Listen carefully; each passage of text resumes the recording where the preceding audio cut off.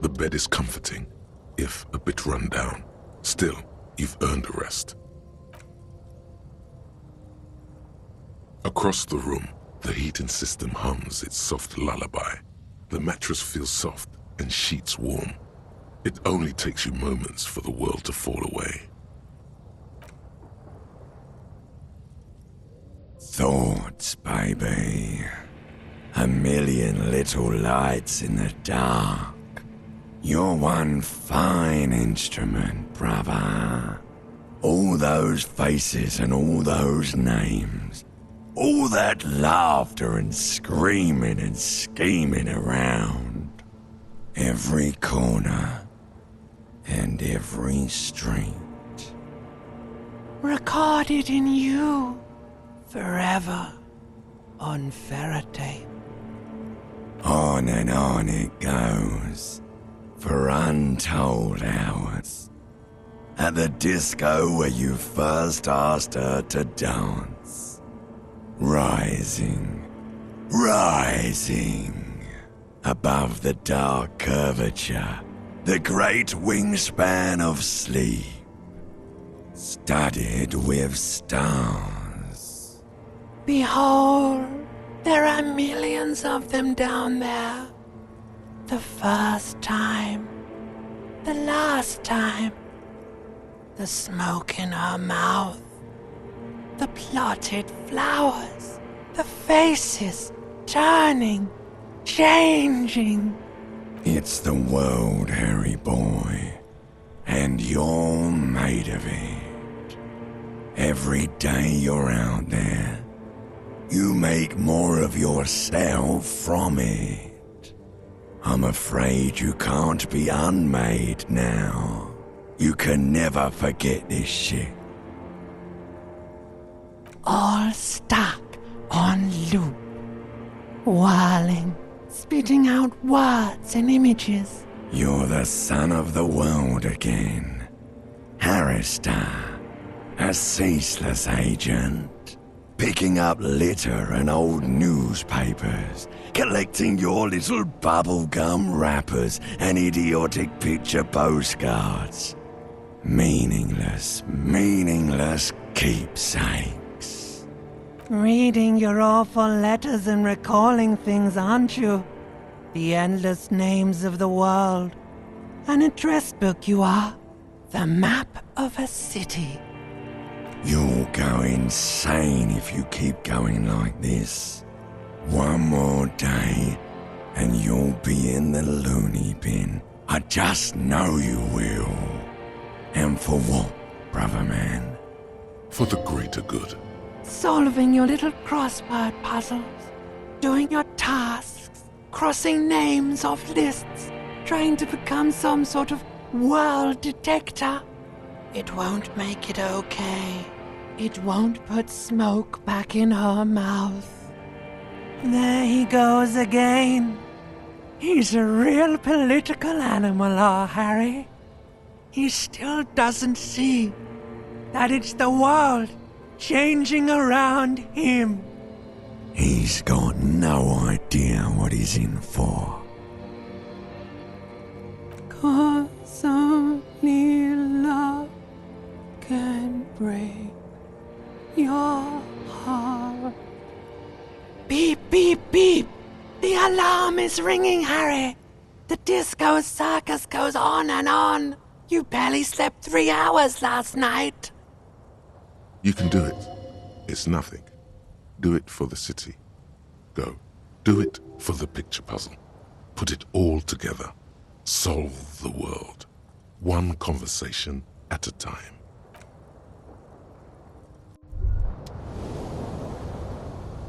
Good. You're up. Listen, there's something that's been bothering you for a few days now. It's a suspicion, or a feeling really, that things are not quite in hand around here. An earth-shattering deduction from your psyche. What will those guys come up with next? Every day, things seem to spin more and more wildly, out of control. The center isn't holding. And despite your efforts to moderate and contain these energies, things only seem to be getting worse. Oh, sure. You've been making progress on your case, interviewing people, solving side tasks. But who's focusing on the big questions? But have you ever seen them? How do you know they're even there? More importantly, how do you know they aren't waiting for your participation? You've got to find out who bears la responsabilité.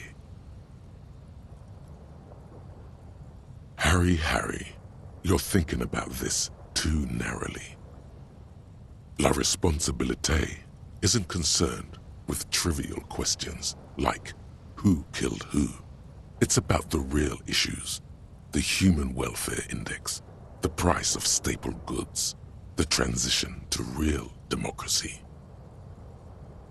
Whoa. This isn't some kind of dictatorship. You can't simply seize la responsabilité for yourself. It must be given by a legitimate authority, like a committee. Only the most even-keeled minds in Martinez, your half-brother, the lieutenant, is a natural place to start. Together, you'll be able to discover who has la responsabilité in Revachol. And, if necessary, you'll have the wisdom and expertise to assign it among yourselves. Most likely, your findings will be collected in a report, which will be carefully reviewed by your superiors. Once they've reviewed it, those same superiors will produce a set of recommendations to be taken up at the next meeting of the Standing Committee. Rest assured, no matter what happens, it will be done through the proper channels. Good luck. Your report is eagerly anticipated.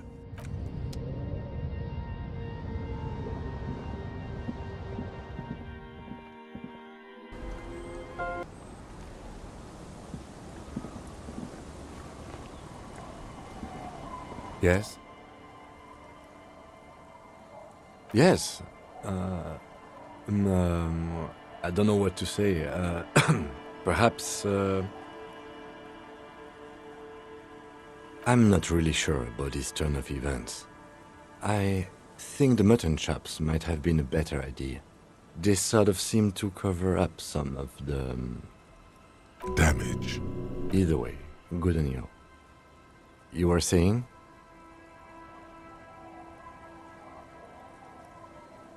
I'm glad to hear it, Detective. I was wondering when we'd get to this very subject. If you ask me, it's high time for you to put the bottle away. Sober up, get back to basics. That would be my advice. Why are you pronouncing it like that gentleman from the Institute of Price Stabilité? You know what? Forget it. What specifically are you trying to assign responsibility for? Now I understand. Next, I suppose you're going to tell me you need to form a committee to assign this responsibility? Simple. Because moral intern types love to form committees. In any event, I am just a humble law official. I may work under the moral intern's umbrella, but I'm certainly not qualified to serve on any committee. You know who might be, though? That Mr. Villedroit, the gentleman you met in the young man's apartment. If I were trying to get in touch with the coalition, I would start by seeking him out. But first you might need to speak with his young companion. Now, was there anything else?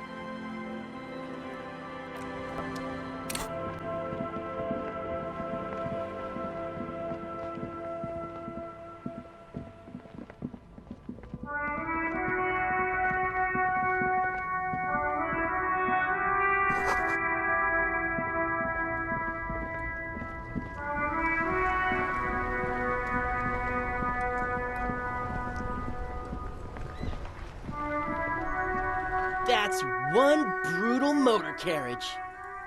If I were a real skull now, I'd jack it, paint it in palm tree livery, then bottom light it, neon style. A snazzy, shit-ripped skullmobile like this would make a fine trophy. We could, like, hang fucking shrunken heads from the side mirrors. Cops' heads. Scary tribal shit. Yeah, tribal shit. A cop carriage like this would have proper skull value. While I appreciate the interest you take in my brutal motor carriage, I have to stop you right there. The RCM takes threats directed at its property seriously. It's just theoretical work, Copper. No basis in reality.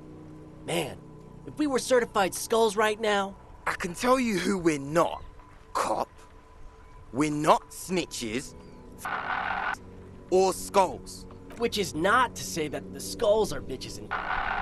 On the contrary. The part of this presentation you want to take home with you, cop man, is we're not part of the skulls.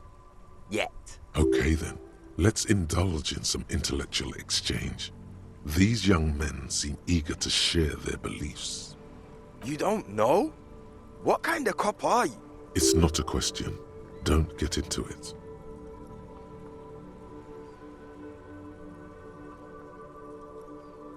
The Skulls are the most vicious gang of the Besmertne. Besmatine, or the Besmati, the Immortals, are West Riversholian crime syndicates. The nastiest bunch of psychos ever. Jacking carriages and getting into high-speed chases. Possessing an infinite amount of fuck-all swagger, infamous for their non-verbal modus operandi. If a skull spots you, he will pull out his dagger and stab you without saying a word. The lieutenant's voice is as calm as usual, a testament to the violence and death he's witnessed through the sight of his firearm. They usually occupy the burnt-out quarter in Jamrock, or you can find them loitering around the brightly painted bottom-lighted vehicles. I can't wait to become a skull. Bottom lights are wretched aggressive. Murder? Yeah, sure. We'll gladly tell you everything we know about it. It was a man. Also, he was hanged. He was hanged from a tree. Yeah, I mean, duh. These punks don't know anything. Let's just move along. Hey, stop right there. How does one know anything? This sounds like epistemology, a field so occupied by thought that it begins to question thought itself. Sure. Understandable. Oh yeah, Cindy's a right proper skull. Yeah, a true artist of the future. Just like Arno van Eyck. By the way, if you see Cindy, give her our regards. For all their nihilistic posturing, these young men are not lacking in youthful idealism. The lieutenant on your left is unusually lenient toward them.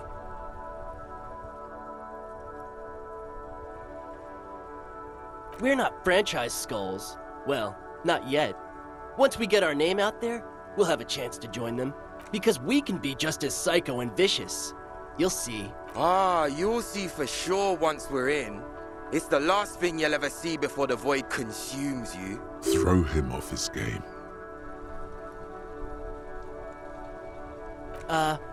Well, yeah, I mean, we're only saying practice things for now, so we don't mean no harm to the Skulls brand, or to you.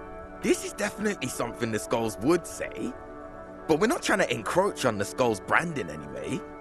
On the contrary, we're just here to market it. Hey, we could be just as hard.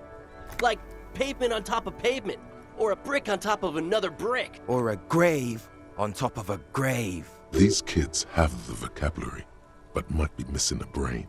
Wouldn't a grave on top of a grave be just a big hole? What's hard about holes? Filling them up, baby. The Union does their share of policing in Martinez, at least where gangs are concerned. That's why there isn't much organized crime around here. Apart from the unions themselves, of course. Don't you worry about that. We're gonna make up for the deficit. Yeah, we are. Old man, it doesn't matter. You'll be long gone before his greatness is recognized. Yep, old as fuck. Yeah, man. It's like at death's door. No wonder you know nothing about the future. Mm-hmm. What about them?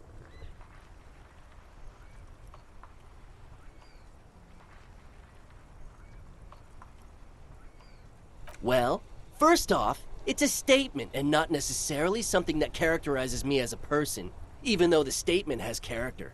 And I do like piss. The word piss epitomizes the struggle taking place in the world. Things being defined as they seem, not as they are. And, I guess, it's also about communal spirit, the future, and truly appreciating our differences. Also, you've got to admit, it catches the eye. And since the Grand Piper is slowly but steadily moving towards basing the economy on it, attention, it is imperative that the medium itself convey the message. What I mean by this is, we are all piss and that the world is inherently meaningless. Though he seemed lacking in vocabulary, it seems that the young man has expertise in at least one field, even if it's rather narrow. Like I said before, many men keep searching for the one, for so-called true love, which is actually just obsession masquerading as kinship. The thrill of the chase, the hollowness that fills your chest cavity after catching it. I'm wondering if the poetics come with the jacket, or are they derived from something else entirely? To catch a fish, you'll need to hurl the lure many times, and even then it isn't certain that you'll get anything. If you blow up the lake, though, you get more fish in a shorter time. And, for time is of the essence and fleeting ever so quickly, one must think of a way to fuck the whole world and not get caught up in fucking someone. Because when one fucks everything, he fucks nothing. And that, to me, feels glorious. Sticking your dick into the void. Hate to admit it, but in a weird way, he's got a point. Is it a coincidence that here we have two badass jackets and two badass cops? Yes? Leather jackets adorned with immature writing? The ideology they convey helps the boys justify poor choices in life and fashion. I'm not a fan. What are you implying?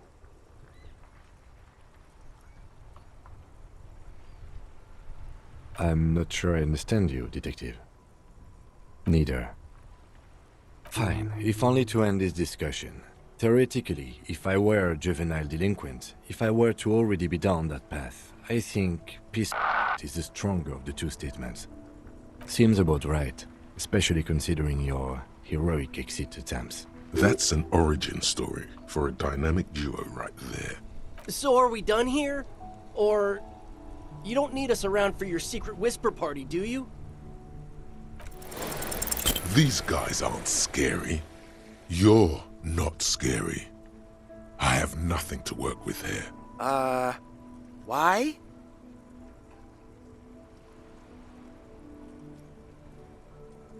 Yeah, like you said, total shit. What about it? You didn't say that.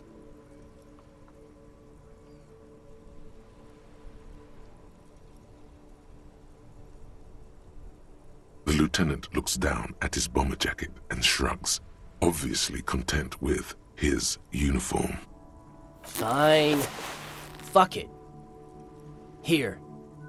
Take... It's true. He simply can't. It's called empathy. Wow. I did not see that coming. You better wear that jacket with pride.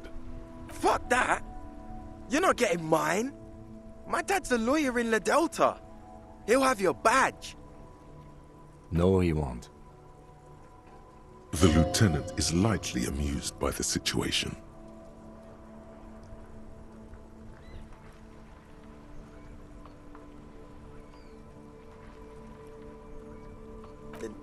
No. He's like a volunteer lawyer. A total bitch. Cites law and does dishes. You know what, cop? Fuck you. That's not what this is about. You're not getting my jacket. Fuck him. We don't need his rich dad jacket anyway. I'm not wearing that jacket. I don't think this case requires us to go undercover or raise hell. In fact, I don't think the jacket will be useful at all. The need will not arise. Look at this cute shit. How can we become skulls if you go around fraternizing with cops? Let's get the fuck out of here before anyone sees us. Fuck. I'm sorry, man. I just don't like confrontations, that's all.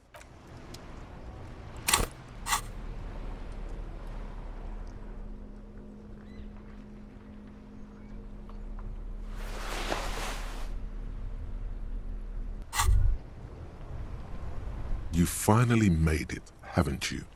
People point fingers at you and whisper to each other when you pass by, wondering to themselves, where did that man get such a cool jacket? Did he receive it upon graduating the École Normale Supérieure de Badasserie? Is he dangerous? You are very dangerous, my friend.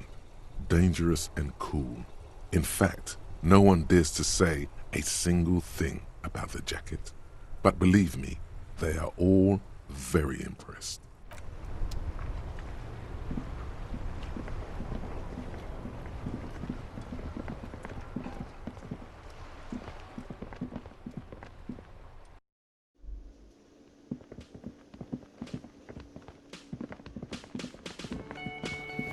Hi again, gendarme.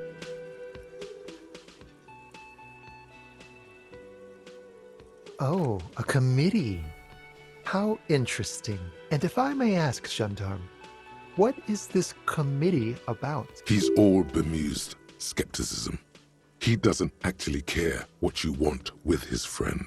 God, of course it is. My friend is always trying to convince me I need a little more responsibility. As though I don't have enough going on already. In any case, I would love to help. But the thing is, I don't know where he is. We don't talk about everything, you see. He might have mentioned something about making a tour of some historical sites up the coast. In an unofficial capacity, of course. I guess you will. It's the sports. He's a sports guy. Bye-bye, gendarme.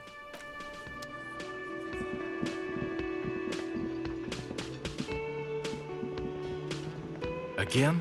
I can't believe this shit. The man trying to get a good picture of your jacket, no doubt. Can he even see through those glasses?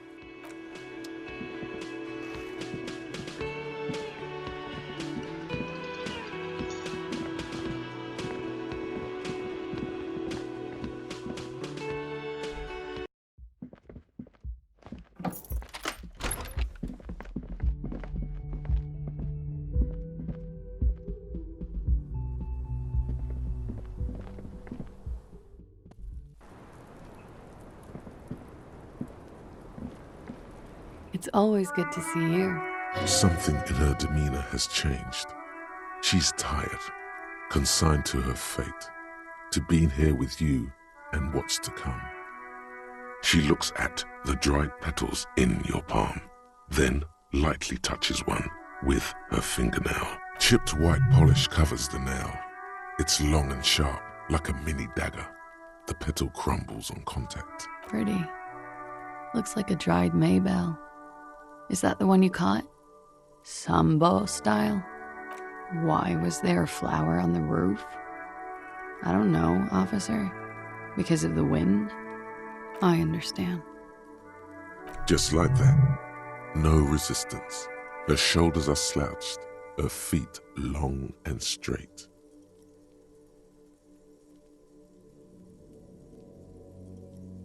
I knew there was a chance you'd get them to tell you. It's what you do. You're the police. For what it's worth, I'm sorry for wasting your time. This is good. Clear the air first, between you two. Then move on to questions. No, it's not good. It's the opposite of that. This will let her dictate the terms of your... Shush, I can't hear what she's saying. If you knew we would find out eventually, why did you waste our time? Because of the Hardys. I couldn't just dispense with them. They were only trying to help me. Out of the shit I'd gotten into. You're right. There's more. You answer to the coalition government. And by extension, the moral intern. Briefly glancing over her shoulder to the sea, as she's done time and time again. A grand expanse of water reaches over the bay and to the horizon. Grey and pale violet in the morning light. The pale, the Muindi Isola, the Occident, and then Aranye, the old, old world. You share a database with them. You send people to their courts.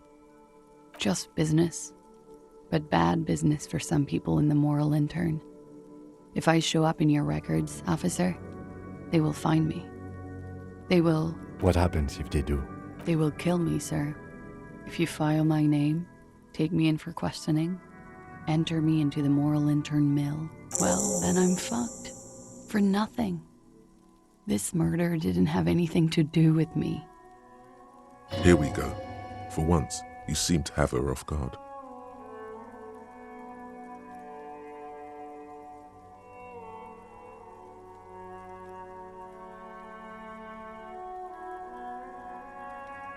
It's not nice, but it's not illegal.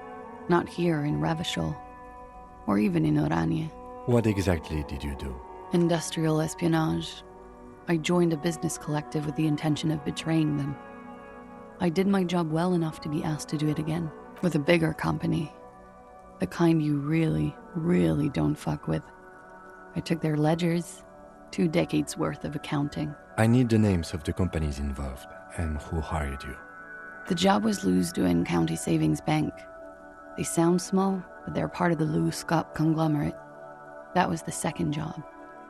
The first was some printer company. You wouldn't know them. As to who hired me for the job, I don't know. But they're after me too, along with Lou Scott and their friends in the MI. Once you're done in the competitive intelligence circuit, you don't have allies. You're radioactive. Lowe's cap. These people engineer financial disasters in second world countries. The conglomerate also includes the Bank of Consecration, Airberg, and the popular Papalolo line of dairy products.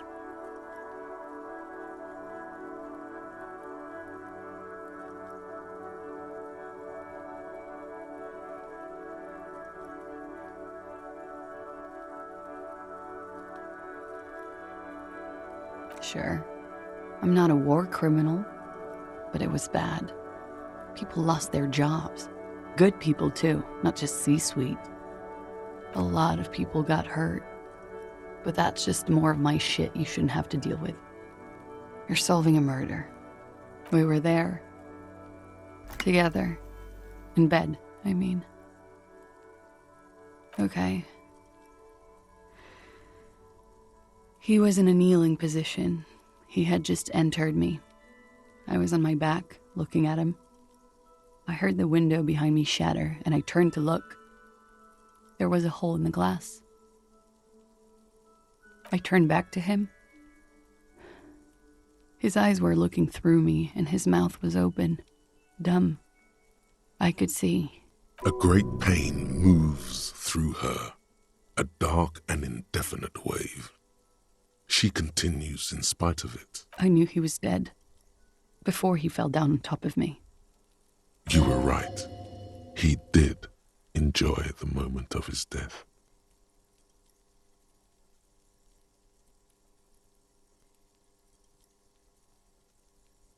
He was heavy. I pushed him off and he fell to the floor. There. He only had his boots on. I bit the pillow, not to scream, then ran downstairs. I waited for the second shot to come. For me.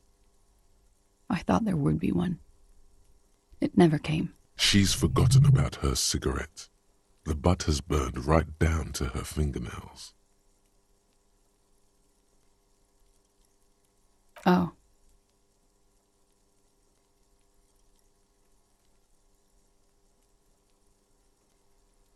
So am I. What time was this? When did it happen? It would help us if you could be as precise as possible. 11:30 to 12:15. I don't know the exact time. Around midnight. It's okay. Were you inebriated? Not as much as usual. He'd done a line, plus other things. I was drinking. Wait. Titus said she was gurning her jaw off, much more than usual. Oh, yeah. I did one of his lines, just to clear my head. Did you hear or see the shooter in the course of this? No, nothing. I was trapped. I was stuck in my room downstairs. I got some clothes on and crawled back up, drew the blinds. Blood was coming from his mouth. Not a lot, just a little. He was still on the floor, slouched. I couldn't be there with him anymore, so I ran down and out of my room, into the hallway, down the stairs. I knew there would be people there. Sylvie was tending the bar. A lot of people were there. The Hardys were at the table in front of the stage. I think the Union box was full. Ruby was there too. They were having such a good time. I sat down and they all welcomed me. I didn't even have to say anything. Ruby knew something was wrong. Ruby? Ruby. You know, the leader. The leader? The Hardy Boys. Well, nominally, yes. Ruby's the one they go to when things happen, like things they need taken care of. She's the organizer. This Ruby, in her phrasing, is entrusted with great power. She trusts her. So do the others. Would you say she is the 8th Hardy Boy? Why not? Well, Ruby said let's talk upstairs. I showed her the room. I've known these people since December. They know my situation, that I can't leave a paper trail. Ruby was the first one I told. She said she'd take care of this. It's what she does, you know, take care of things. I helped her get the body to the bathroom. We used a belt to pull him up under the shower, to keep him upright. To produce lividity, matching a hanging? Yes. We completely missed the tampering. Looks like you got there in time. What was this, 20 minutes after death? Oops. About 20, yes. Ruby explained it would make the blood... You know what he does. Ruby went outside to talk to Titus and the boys. I was just looking at Lely in the bathroom. I had to put his clothes back on. His armor, too. It was tough, but I've seen him take it off and put it on many times. It took Ruby maybe half an hour to come back with Titus. I'd gotten him ready by then. They carried him out. I knew what they were going to do, make it look like a hanging. Ruby said they would. Ruby said to wait here. She also said I wouldn't see her for a while, that we should lay low or something. So I did. I don't know. I haven't seen her since. We will need to take this question to the Hardy Boys. Interesting. Why did this Ruby go through so much trouble to hide something someone else did? Look into this later. What are you doing? Coming up with a theory. She said Ruby knew something was wrong before she said anything. How come? It was loud downstairs. She couldn't have heard the shot. It is ominous. You already coming up with theories that put the blame on someone other than Klaasje. When he was shot? I may have. I don't know. I couldn't hear anything over the glass exploding. What? Why would I put myself through this? Insanity. Get myself cornered like this. He wouldn't have died if it weren't for me. He was a serviceman. He must have had a gun lying around, close to her hand. A military weapon using jacketed ammunition. Now you guys suddenly have theories pouring out, when they're obviously just stabs in the dark.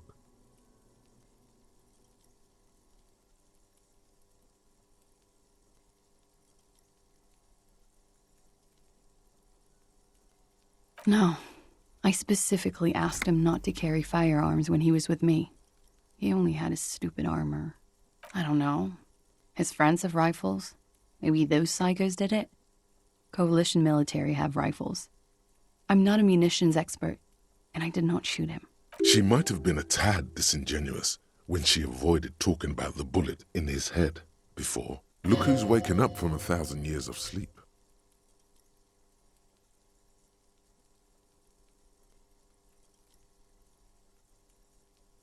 She pinches the filter of her cigarette hard. Like what?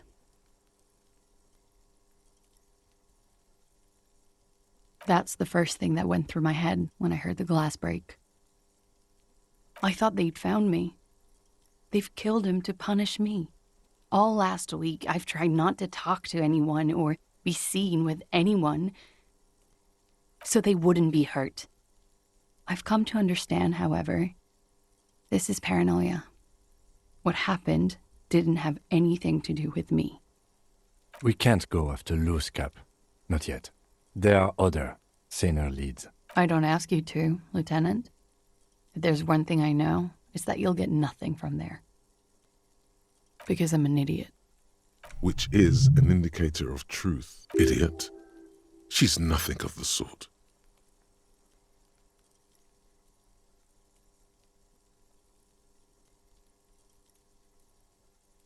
You have to understand, the people around here, no one was making the call, and he kept rotting. And then they picked his clothes off, and that little fucker threw stones at him. Her jaw is clenched. Her throat moves. It takes all her strength not to cave in and sob. Once.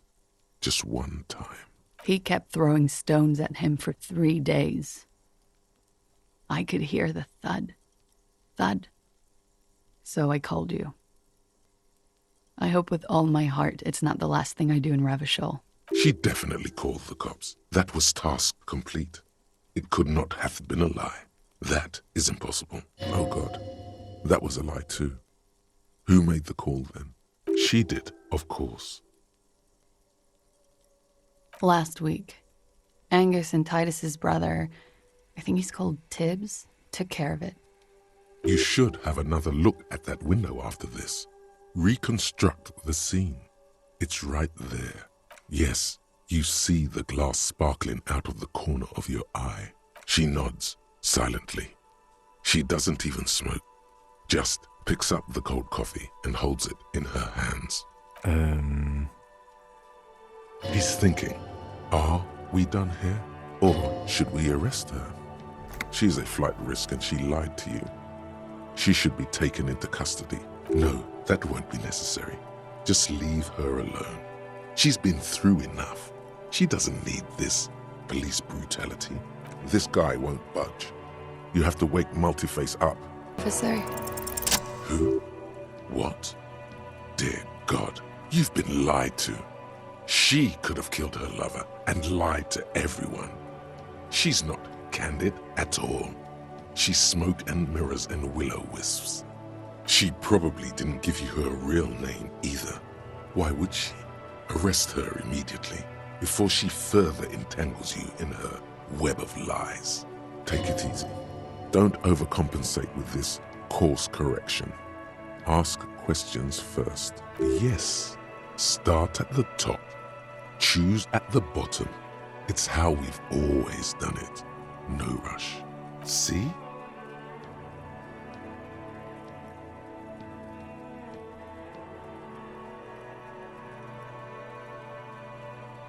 I did. What is this? I called your desk or whatever it is. The numbers are all over town. There was an older woman on the other end. It sounded like she was smoking. She took my complaint. She coughed. That is the emergencies desk number. Anyone could know that, sire. What time did you make the call? Thursday night. It was late, sometime after 12. It checks out.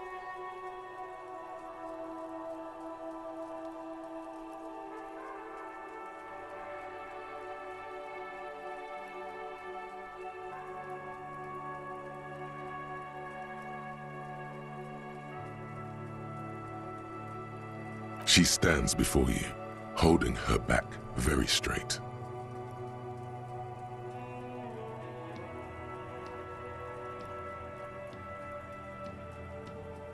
I agree. You wouldn't give us your real name, not when people are after you. Okay. Okay, it's not. You log your work every week. It's all transmitted to Common, sir. I couldn't just beg you not to enter my name. So I lied. Like I lied before. Like I did at LCSB. I have to lie all the time. I'm so tired of it. It's Katarzyna Klaasje. It's a Grad name, Jimsk or Yugo Grad in origin, not Occidental at all. Smells of motor oil, tiger, economic desolation, and rock music-infused alcoholism. My parents were Zemsk immigrants, but I'm nationalized Oranese. All I remember is Oranje. Klaasje is my father's name.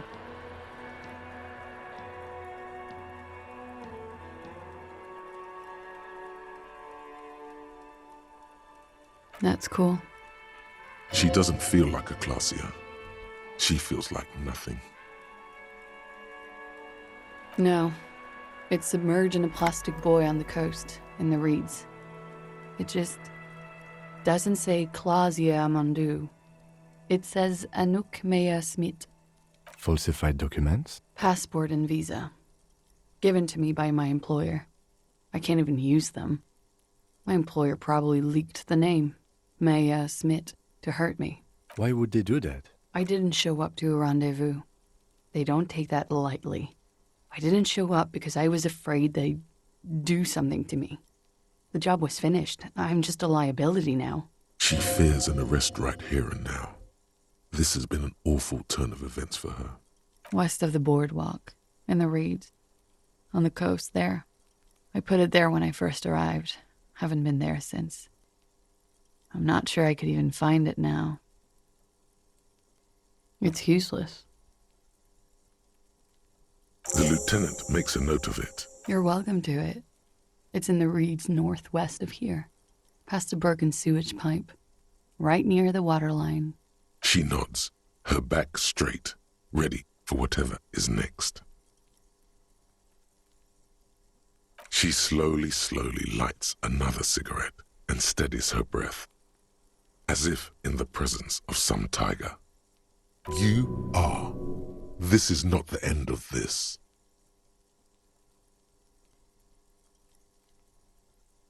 Yeah? You tell me, officer. I've been trying to open it, in case the contamination gets to the roof and I have to move on. No luck.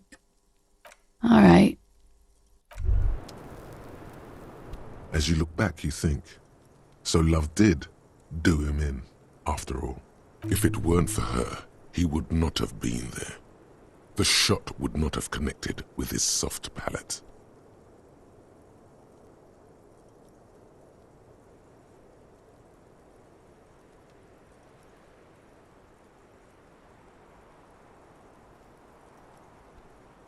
She's silent, holding on to her coffee mug. No vapor rises from it. It's cold. Remember this silence. The lady is dangerous. People suffer around her. It appears this one has not been entirely corrupted. This may help. This may help the others see. Yeah. I'd like to think he didn't love me. Or that it was chemically induced and not real. Easier that way.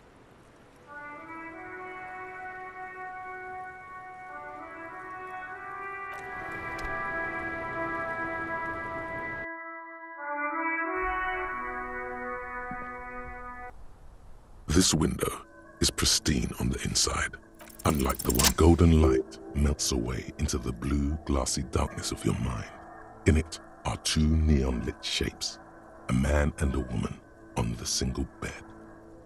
Like the witness said, the man is kneeling, the woman is on her back. It's the night of March 4th and a shot has just been fired. The man looks directly at the woman. The shot's possible directions converge in his mouth. A ray cast from somewhere outside, entering his brain, ending him.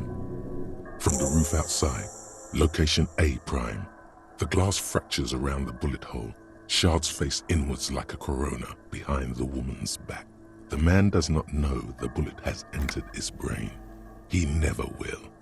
death comes faster than the realization. The ray cast from the man's mouth unravels into a fan of possible directions, all on the roof at first. The shot could have come from any of them. This is composite location A prime, most likely of the origin points. 72%, with a weapon that fires jacketed ammunition, likely a rifle. This is a good short distance, but not too short. The perpetrator aimed with their back against the railing, or possibly kneeling for precision. This would explain why it only took them one shot. The lights were on in here. Outside it was dark. It was like shooting fish in an aquarium, a well-lit aquarium. None that you've found thus far, but that doesn't mean there aren't any. Point X would contradict the woman's testimony, rendering the entire proposition void. These figures would be wiped out, detective. That's a 28%, yes. In this model, the shot could have come from a greater distance. Nothing excludes the possibility. Should we extrapolate to include every possible point of origin in Martinez? According to your map of the district, this shot could have come from a wide angle of locations, starting with the northern edge of the abandoned boardwalk, ending with an islet in the bay. Let's call them B prime. B prime for boardwalk, B double prime for Land's End, and B triple prime for the islet, detective. There may be smaller points in between, but those are too fine to zoom in on. 700 meters away, the likeliest of these B positions, 20% chance. A skilled sniper could have made the shot, provided he had a safe sniper's nest. Even with the light on inside, we're talking military training. At that distance, the perpetrator would have had to take wind direction into account. 1.2 kilometers away, the least likely of these positions, let's say 3%. A truly skilled sniper could have done it, possibly from a tent. No, too far-fetched. 1 kilometer away, a point beyond the docks, on an islet in the bay. The fort is ruined, but the perpetrator may have found a stable spot on the beaches surrounding it, where the concrete crumbles into the sea, as you saw in the coin-operated viewer. The shot would have been a small miracle, 5% likelihood. There is an extremely narrow field of view from the bay to the window, between Rue de Saint-Ghislain 10 and 33A. The angle would have been extreme, and access to the islets is questionable. From where, precisely? I see you have given this a lot of thought. Are those the locations you've singled out in addition to the roof? And what is the likelihood, in your opinion, that it came from a further distance?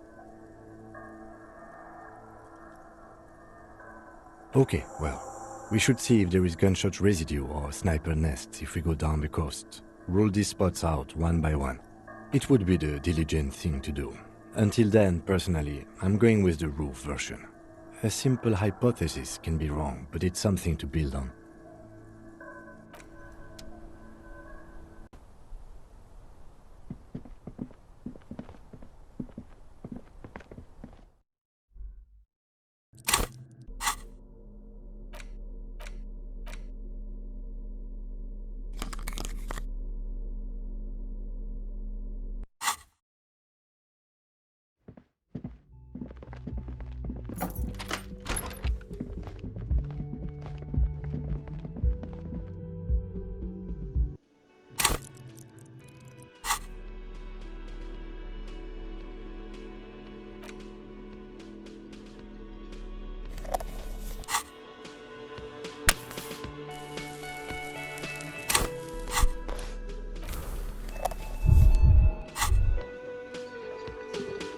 Why does art inspire you so much? Excellent question. Art is a diverse range of visual, literary, auditory, and performative creativity. It's an expression of imagination and technical skill. Additionally, it's history, criticism, and pure enjoyment. In short, art is the highest form of human communication, representation, narrative, emotion, and agency intertwined. Have you looked in the mirror lately? To be honest, you have the exact features of the modern artist, with that wild hair and those clothes. Perhaps you should try to write poetry someday and critique architecture. Yes, you seek substance. No vapid representations and reproductions of social mores as made manifest in stuffy biennials. We're talking real living art here. Become the art cop. Half art critic, half cop. Exactly. It's not only your duty to only catch the criminals off the street, you must also apprehend criminals of the printing press and the gallery, the trite and derivative artists and writers of the world. Go ahead and provide savage criticisms, art cop. The world is yours to rip to pieces and reassemble.